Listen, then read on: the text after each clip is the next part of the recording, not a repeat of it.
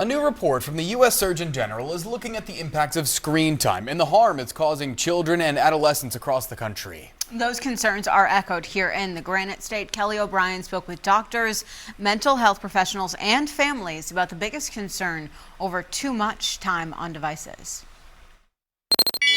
The harms of screen use is one of the biggest public health issues facing our nation in the 21st century. It's a new kind of addiction. So they hit the same reward centers that gambling does in our brains. It triggers that same addictive potential in our brains. One of the digital age. You see them sit it down, and sometimes close to 30, 60, 90 seconds later, they're already picking it back up and looking at it. And it's got our kids hooked. That's front and center in our minds. And they're just sitting there scrolling, and hours later, they're still engaging in the same activity. Over the last 10 years, a lot of times they're focused in looking down versus looking up. Doctors and medical professionals have studied how screen time, like phones, iPads, TV, and video games, is affecting youth's development. This is a new phenomenon where 95% of teenagers are on social media, and many of them say they're on it constantly.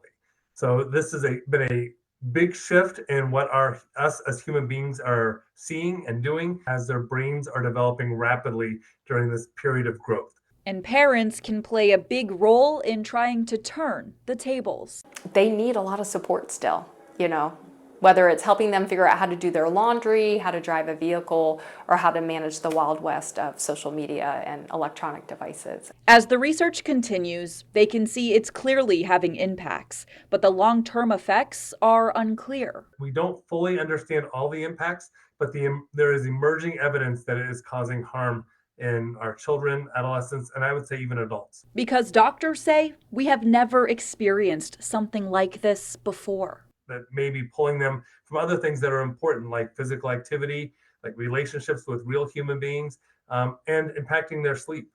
Now that school is out for the summer, kids have more time to spend behind screens. Finding structure in your schedule in the summer is huge to be able to explore more about, what you can be passionate about.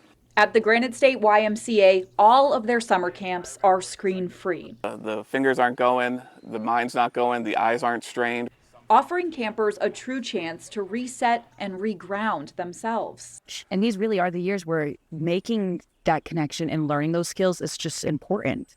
There are plenty of options to offer a digital detox at home too, choosing family time over screen time, and making a schedule when screens are allowed and when they're not. And that's all we can really do is try to be as informed as we can. This is a regular conversation for Catherine Haley and her two boys. In their family, setting restrictions and having open and honest conversations about screens has helped from the start, from what apps they're using to what games they're playing and who they're talking to online. It's easier to open it back up in increments as opposed to having your child get ahead of you. There's no easy answer to tackling screen times and its impact on kids. We have to make that deliberate act to shut it off, put it away, and go do something that actually fills our bucket and makes us feel better. But making a conscious choice to try and unplug is a good first step. A simple ability to be present actually creates this sense of calm for all of us. I think there's a lot of emotional growth with that as well. A lot of understanding that I don't need to be connected. Kelly O'Brien, WMUR News 9.